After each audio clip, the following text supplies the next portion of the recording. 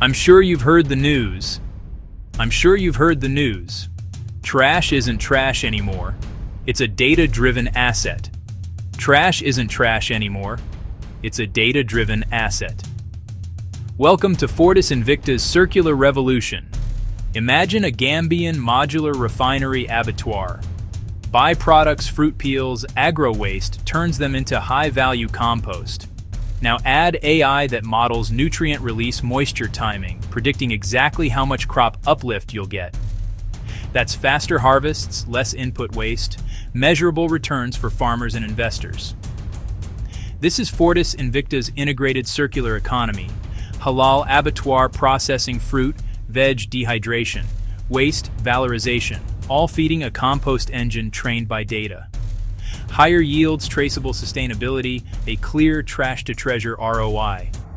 Climate community capital, this is where they meet.